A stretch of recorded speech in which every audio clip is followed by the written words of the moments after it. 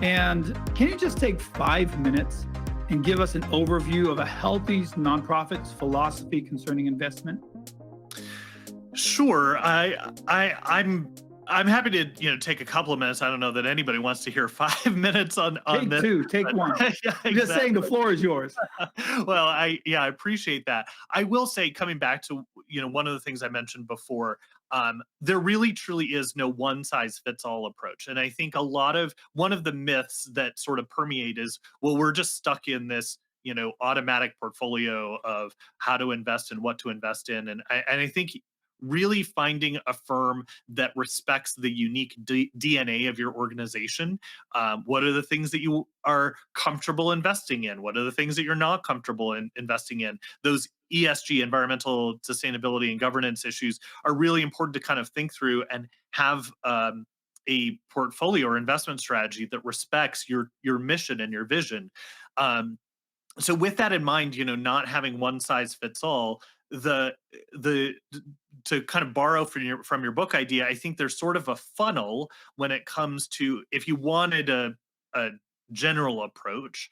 What I like to say, and this is what we did with our church, and a lot of small nonprofits fit into this model of, you need to build up cash reserves. And as finance chair, as the treasurer of the church, the thing that we did was budget in a way that we weren't looking to raise more money, because I'm a fundraiser by trade. So I don't want to put the onus on how do we raise more money, because there need to be resources in order to do that. So how can we intentionally build a budget that has some float to it?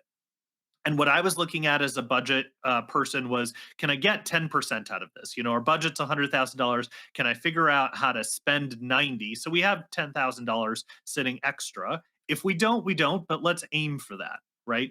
And then we build up this cash reserve. And my kind of rule, and when I think of this, is about 3 to 6 months of cash reserves for the organization.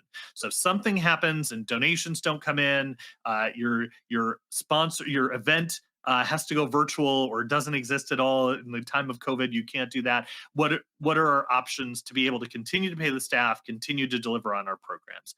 3 to 6 months of cash reserve. So then the next piece of that funnel, after you have that 3 to 6 months of cash reserve, is then to say, what does a reserve account look like? This is money that you don't need for 90 days, but is money that you can invest in conservatively, that would pay for some expenses that might come up. If you have a facility, you might have HVAC repairs, you might have, insurance deductible, these types of things that you might want to save for, kind of that rainy day fund.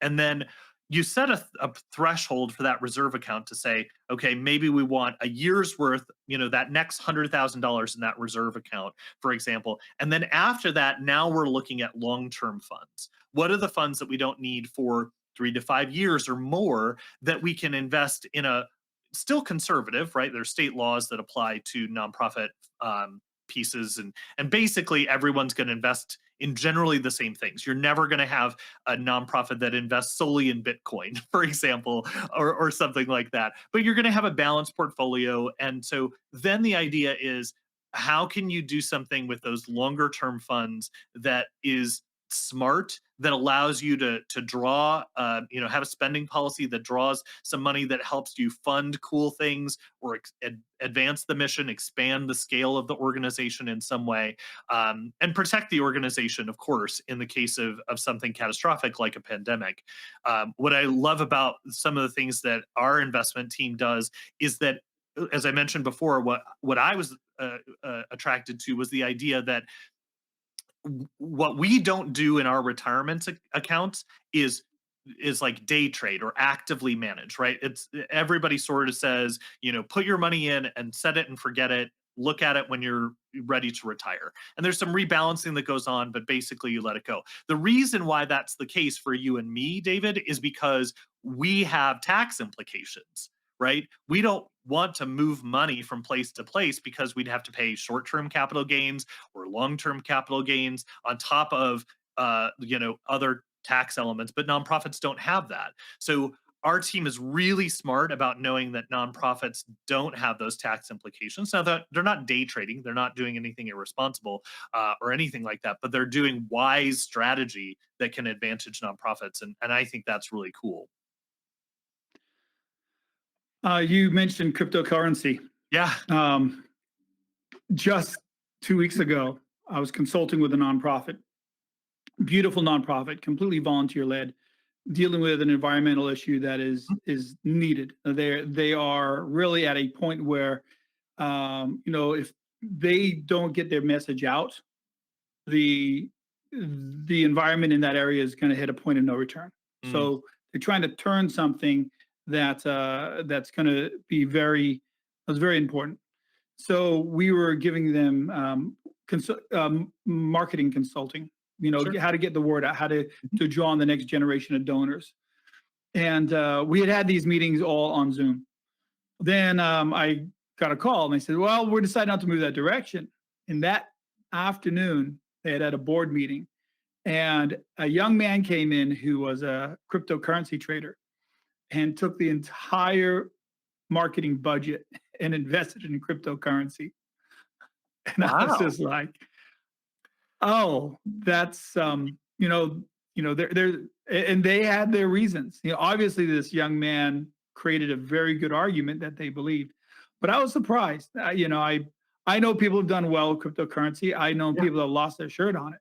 sure. Just because they were in it at the wrong time and suddenly they lost 100 billion in the market in that area. Yeah. And So it was one of the things for those that are listening. Take cryptocurrency with a grain of salt. There's some value to be had if you really know what you're doing, but you can lose a lot. As a nonprofit, those are funds I really don't recommend you gambling with.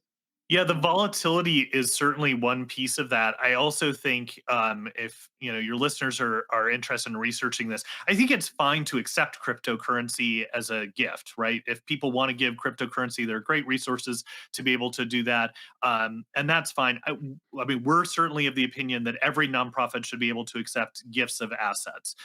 Russell James has great research on gifts of assets driving larger fundraising efforts. So if you're not able to accept gifts of stock, find a firm that will be able to do that for you. Our firm does that for free. We'd love to be able to enable you to do that. When it comes to cryptocurrency, there are fees involved, and that's the thing that I would encourage you to kind of investigate is when it comes to crypto, most of the crypto assets are actually held by very few people. And the same is true with NFTs. So, there's this whole trend analysis around crypto's the new future and blah, blah, blah. I think there's an element of that, but you're focusing on a very small group of people within a very small group of people, right? Those people, as you mentioned, that have succeeded in the crypto space and are charitable by their nature. So, it's really like Absolutely. your grain of salt advice, I think, is really worth highlighting there.